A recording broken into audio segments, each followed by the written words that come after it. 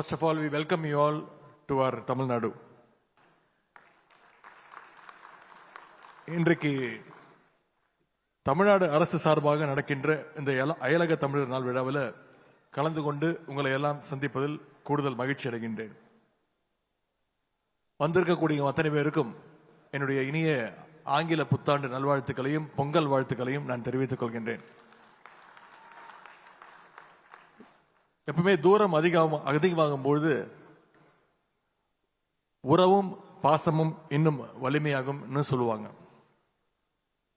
அந்த வகையில் இன்னைக்கு உலகின் பல நாடுகளில் இருந்து வாழ்கின்ற நீங்கள் தமிழ் உணர்வோடு தமிழ் பற்றோடு தமிழ்நாட்டின் மீது இருக்கக்கூடிய பாசத்தோடு இந்த நிகழ்ச்சியில் கலந்து கொள்ள நீங்க அத்தனை பேர் வருகை தந்திருக்கீங்க.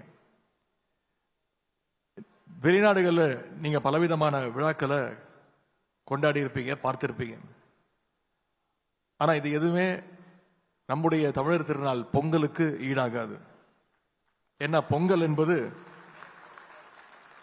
நம்முடைய தமிழ் பண்பாட்டோடு தமிழ் உணர்வோடு கொண்டாடப்படுகின்ற ஒரு விழா. அப்படிப்பட்ட பொங்கல் பண்டிகை நேரத்தில் அயலக தமிழ் உறவுகள் உங்க அத்தனை பேரையும் சந்திக்கிறது என்னுடைய சொந்த சகோதரர்கள் சகோதரிகள் என்னுடைய குடும்பத்தினரை சந்திக்கின்ற அந்த நிகழ்ச்சியை அந்த மகிழ்ச்சியை எனக்கு தருகின்றது. முதல்ல இந்த விழாவை இவ்வளவு சிறப்பாக ஏற்பாடு செய்திருக்கக்கூடிய அயலக தமிழர் நலன் மற்றும் மறுவாழ்வுத்துறைக்கு என்னுடைய பாராட்டுகளையும் வாழ்த்துக்களையும் நான் தெரிவித்துக் கொள்கின்றேன்.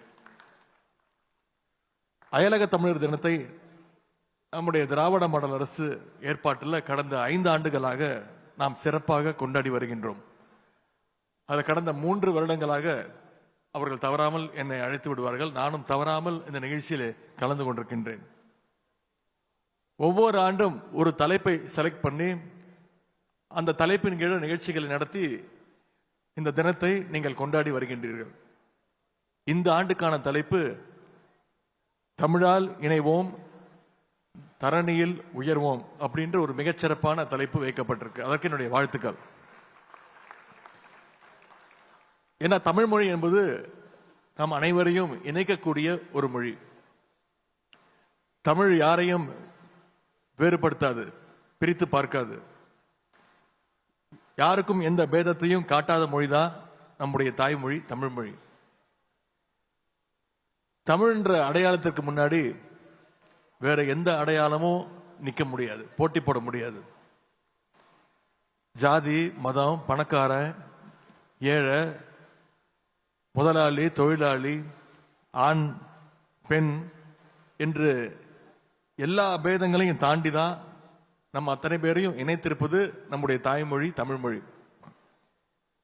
அப்படி நாம அனைவரும் தமிழால இணைந்ததால தான் இன்னைக்கு தரணியை வென்று கொண்டிருக்கின்றோம். ஒன்றாக இணையாத எந்த இனமும் உலகில் உயர்ந்த வரலாறே கிடையாது. அந்த வகையில உலகெங்கும் வாழக்கூடிய தமிழர்களை ஒருங்கிணைக்கக்கூடிய அந்த பணி என்பது மிக மிக முக்கியமானது. இந்த நேரத்தில் மிக மிக அவசியமானது. அதைவிட முக்கியம் அவர்களுடைய நலன்களை பாதுகாக்கின்ற அந்த பணி என்பது மிக மிக முக்கியம். முன்னாடிலாம் தமிழ்நாட்டிலிருந்து வேலைக்காக தான், சின்ன சின்ன வேலைகளை செய்வதற்காகத்தான் நிறைய பேர் வெளிநாட்டில் போவாங்க, வெளிநாட்டில் போய் செட்டில் ஆவாங்க.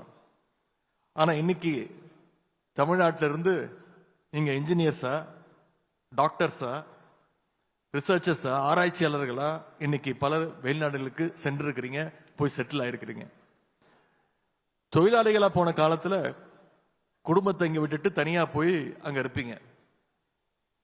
இப்ப குடும்பத்தையும் கூட்டிட்டு போய் அங்கே தங்குற அளவுக்கு பெரிய வேலைகள்ல இன்னைக்கு போய் அங்க போய் செட்டில் ஆகுறீங்க.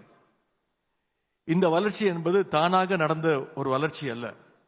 இந்த முன்னேற்றத்துக்கு பெயர் தான் நம்முடைய திராவிட மாடல்.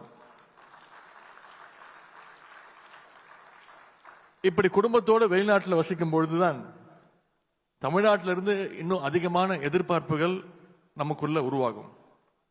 அதை உணர்ந்துதான் நம்முடைய மாண்பு முதலமைச்சர் அவர்கள் அயலக தமிழர் நல வாரியத்தை முதலாக தொடங்கி வச்சாங்க.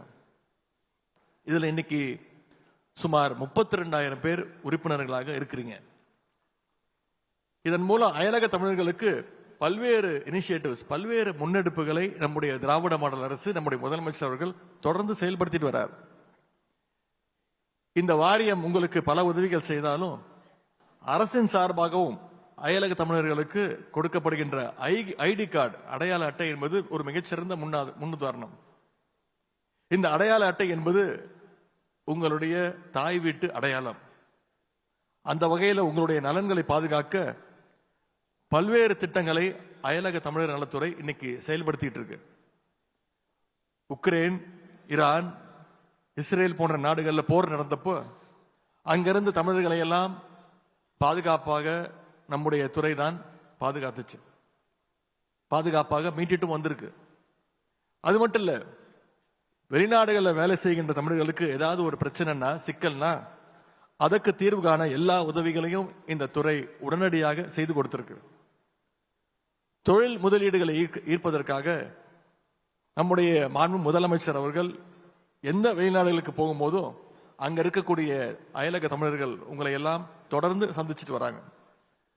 அப்படி சந்திக்கும் பொழுது நம்முடைய முதலமைச்சர் அவர்கள் உங்களுக்கு ஒரு வேண்டுகோள் வைக்கிறாங்க, ஒரு கோரிக்கையை முன்வைக்கிறாங்க. வெளிநாடுகளில் பல உயரங்களை அடைஞ்சிருக்கக்கூடிய தமிழர்கள் நீங்க தமிழ்நாட்டில் தொழில் தொடங்குகின்ற வகையில் முதலீடு செய்யணும், அந்த முயற்சியை நீங்க மேற்கொள்ளணும்னு இந்த வேண்டுகோளை நம்முடைய முதலமைச்சர் அவர்கள் தொடர்ந்து உங்களிடத்தில் வைக்கிறார். இன்னைக்கு முதலமைச்சர் வச்ச வேண்டுகோளின் தொடர்ச்சியாக, உங்களுடைய முயற்சியின் தொடர்ச்சியாக இன்னைக்கு இந்தியாவிலேயே நம்பர் 1 பொருளாதார வளர்ச்சி அடைஞ்ச மாநிலமாக நம்முடைய தமிழ்நாடு உயர்ந்திருக்கு. அந்த சாதனையில் உங்களுடைய பங்கு மிகப்பெரிய பங்கு. நாம் அனைவரும் சேர்ந்து இந்த வளர்ச்சியை அடுத்த கட்டத்துக்கு நாம எடுத்துட்டு போனோம். பொருளாதாரத்தில் நம்ம வளர்ற அதே நேரத்தில் நம்முடைய மொழியையும் கலாச்சாரத்தையும் பண்பாட்டையும் மறந்துடக்கூடாது. உங்களுடைய குழந்தைகளுக்கு, அடுத்த தலைமுறைக்கு தமிழ்நாட்டுடைய அடையாளத்தை சொல்லி தர்றது மிக மிக முக்கியம். அதற்காகத்தான் முதலமைச்சர் அவர்கள் வேர்களை தேடி அப்படின்ற திட்டத்தை தொடங்கி வச்சாங்க. ஆண்டுதோறும் வெளிநாட்டில் வாழ்கின்ற தமிழர்களுடைய அடுத்த தலைமுறை பிள்ளைகளை தமிழ்நாட்டுக்கு அழைச்சிட்டு வந்து நம்முடைய பண்பாட்டு சின்னங்களை, அடையாளங்களை எல்லாம் அவர்களுக்கு அறிமுகப்படுத்துறோம். நம்ம ஊரில் இருக்கக்கூடிய பண்பாட்டு சின்னங்கள், வரலாற்று சிறப்புமிக்க இடங்களை எல்லாம் அவர்கள் நேரடியாக பார்க்கும் பொழுது அவர்களுக்கு ஒரு புரிதல் ஏற்படும், ஒரு பரவசம் ஏற்படும். இந்த உலகத்தில் நமக்கென்று இருக்கின்ற இடம் தமிழ்நாடு என்ற அந்த நம்பிக்கை அடுத்த தலைமுறைக்கு, உங்களுடைய குழந்தைகளுக்கு நிச்சயம் ஏற்படும். இப்ப நம்முடைய அரசின் சார்பாக உங்க கனவை சொல்லுங்கன்னு ஒரு திட்டத்தை நம்முடைய முதலமைச்சர் அவர்கள் அறிமுகப்படுத்தி இருக்கிறார்.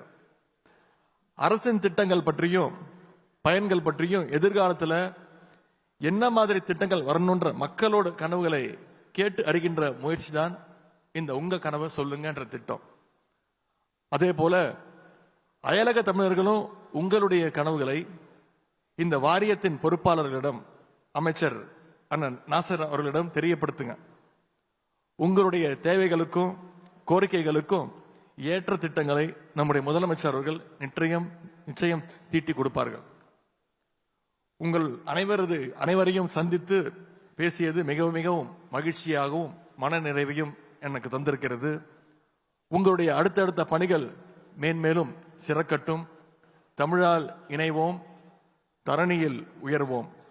இங்க வந்திருக்கக்கூடிய உங்க அத்தனை பேருக்கும் மீண்டும் ஒருமுறை என்னுடைய பொங்கல் நல்வாழ்த்துக்களை தெரிவித்து, இந்த நிகழ்ச்சி மிகச்சிறந்த வெற்றியை தரும் என்ற நம்பிக்கையோடு வந்திருக்கக்கூடிய அத்தனை பேருக்கும் மீண்டும் என்னுடைய வாழ்த்துக்களை தெரிவித்து இந்த வாய்ப்புக்கு நன்றி கூறி விடைபெறுகின்றேன். நன்றி, வணக்கம்.